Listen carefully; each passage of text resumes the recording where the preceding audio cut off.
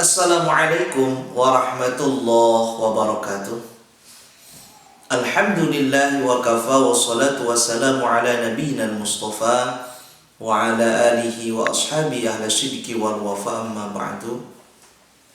Qala Allah ta'ala fi kitabihil karim, a'udzu billahi minasyaitonir rajim. Bismillahirrahmanirrahim.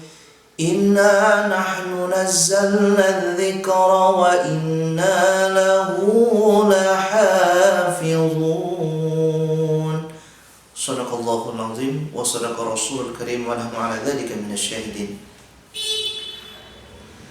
Bapak-bapak, ibu-ibu, para santri baru MTS Pondok Pesantren Tafsirul Assalam rahimakumullah. Alhamdulillah, pada kesempatan hari ini kita masih diberikan oleh Allah kesehatan, dan mudah-mudahan kita semua senantiasa diberikan oleh Allah kesehatan dan keselamatan dari segala macam wabah yang sekarang sedang merebak. Amin ya Allah ya Rabbal Alamin.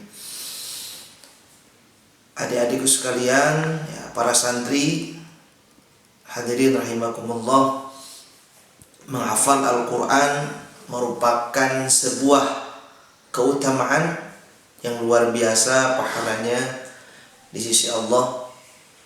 Akan tetapi poin terpentingnya adalah bagaimana cara memotivasi agar diri kita tertarik untuk menghafal Quran. Hari ini tentu banyak fenomena yang kita lihat, baik itu di masyarakat maupun sekarang di luar sana. Banyak orang yang menghafalkan Al-Quran, bukan hanya anak muda, tetapi orang tua, bahkan tidak terbatas oleh usia atau pekerjaan apapun. Mereka sedang giat-giat menghafal Quran. One day, one ayat, satu hari, satu ayat. Simple, tetapi istiqomahnya yang susah gitu ya. Maka dari itu ada beberapa hal mungkin yang bisa kita ambil sebuah rujukan untuk menjadikan motivasi diri kita untuk menghafal Al-Quran. Salah satu contohnya mungkin ada yang sudah membaca di dalam tafsir Ibnu Katsir tentang keutamaan surat Al-Mulk atau Tabarak. Bayangkan di situ ada seseorang yang menghafalkan surat Tabarak atau Al-Mulk ketika didatangi oleh dua malaikat Munkar wa Nakir dan akan disiksa. Maka datang surat Al-Mulk kepada malaikat Munkar wa Nakir, "Wahai malaikat Munkar wa Nakir, untuk apa kau datang kepada si fulan ini? Si fulan ini akan aku siksa habis-habisan." Tapi apa yang dijawab oleh Munkar wa Nakir? "Anda siapa? Aku akan menyiksa orang ini, tidak ada hak untuk Anda. Saya adalah surat Tabarak yang sering dibaca oleh orang ini. Bahkan di dalam hatinya ada namaku. Bagaimana mungkin aku tega melihat orang yang sering membacaku dan menghafalkan aku disiksa olehmu?" Maka terjadi perdebatan ketika itu. Akhirnya Munkar wa Nakir lapor kepada Allah, "Ya Allah, ini gimana?" Bersama surat Tabarak lapor, "Kenapa? Ini ya Allah, aku ingin menyiksa orang ini tapi dihalang-halangi oleh surat Tabarak atau surat Al-Mulk." Lalu kata Allah, "Kenapa kau protes?" "Ya Allah, bagaimana tidak? Orang yang akan disiksa oleh Munkar wa Nakir ini adalah orang yang senantiasa membaca aku, ya Allah. Bahkan dia sudah hafal. Dan di dalam hatinya ada namaku. Jikalau mereka tetap menyiksa dia, maka ya Allah, hapuskan namaku di dalam Al-Quran." Mendengar itu, Allah berfirman, "Wahai Munkar wa Nakir, sudah tidak usah disiksa orang tersebut." Lalu kembalilah, dan surat Al-Mulk atau Tabarak menemani orang tersebut. Itu salah satu motivasi mengapa kita harus menghafal Al-Quran. Ketika kita hafal Al-Quran hanya surat Tabarak saja, bagaimana fadilahnya? Kemudian yang kedua, ada sebuah hadis yang diriwayatkan oleh Ibnu Majah. Qala Rasulullah sallallahu alaihi wasallam, "Man qara'al Qur'ana wa hafidhahu. Barang siapa yang menghafalkan Al-Qur'an, membaca Al-Qur'an kemudian menghafalkannya, adkhalahullahu al-jannah, maka Allah akan memasukkannya ke dalam surga. Wa syafa'ahu fi asratin min ahli baitih, dan Allah akan memberikan syafaat kepada 10 orang atau 10 orang di keluarganya. Kulluhum qad istaujabu an-nar, yang semuanya itu sudah diponis masuk neraka. Jadi ketika kita membaca Al-Quran kemudian menghafalkannya, maka kita mendapatkan sebuah fasilitas, yaitu bisa memberikan syafaat kepada 10 keluarga kita. Bahkan dalam riwayat lain pun 10 keturunan. Masya Allah. Apakah kita tertarik untuk menghafalkan Al-Quran? Karena yang namanya syafaat Al-Quran itu berbeda dengan syafaat yang lain.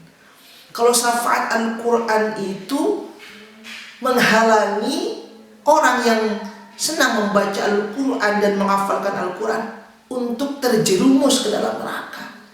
Itu syafaat Quran. Kalau syafaat yang lain, ketika ada orang sudah masuk neraka, kemudian mendapatkan syafaat diangkat dari neraka. Tetapi syafaat Al-Quran itu menghalangi seseorang untuk masuk ke dalam api neraka. Subhanallah. Maka pertanyaan buat diri kita atau pertanyaan buat adik-adik di sini, sudah berapa ayat yang kita hafalkan? Meskipun secara jauh menghafalkan itu bisa jadi bukan hanya sekedar menghafal, tetapi mengamalkan ayat-ayat Al-Quran dalam kehidupan sehari-hari. Kemudian membaca secara kontinu sampai dia hafal. Maka orang dulu itu tidak aneh ya, ketika ada mungkin nenek kita atau kakek kita atau buyut kita, saking seringnya membaca surah Yasin, maka langsung hafal. Maka wajar di dalam Al-Quran ada ayat walaqad yassarna al-Qur'ana lidzikri fahal min mudzakir, dan telah aku mudahkan Al-Quran untuk diingat. Artinya Al-Quran itu memang mudah untuk dihafal, tapi kadang kitanya malas-malasan.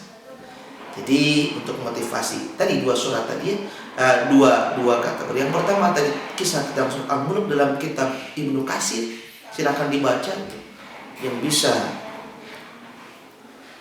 menghalangi ketika seseorang itu masuk neraka kalau orangnya orang fasik. Kemudian yang kedua tadi hadis dari Ibnu Majah, ketika kita membaca Al-Quran dan bisa menghafalkannya, mendapatkan 10 orang yang akan diberikan syafaat. Maka dari itu, yuk mulai dari sekarang kita niatkan, meskipun menghafal Al-Quran itu adalah sudah keutamaan atau takdirnya dari Allah.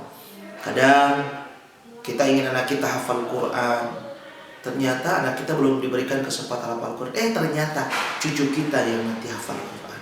Maka yuk dari mulai sekarang kita coba, baik itu adik-adik yang mau masuk pesantren ke sini atau orang tuanya nih, ya dimulai dari juz amma dulu lah, ayat pendek aja dulu, ayat pendek. Wandai wan ayat amma yatasaalun, masa segitu saja tidak bisa? Ya. Besoknya anin naba'il azim. Besoknya alladzi hum fihi mukhtalifun. Apakah itu berat? Tentu saja tidak. Mudah-mudahan kita senantiasa diberikan oleh Allah Subhanahu wa taala untuk senantiasa istiqomah dalam membaca Al-Quran, terlebih lagi untuk menghafalkan Al-Quran. Insya Allah kalau ada tekad yang kuat, insya Allah pasti Allah akan mengijabah untuk kita bisa menghafalkan Al-Quran. Terima kasih.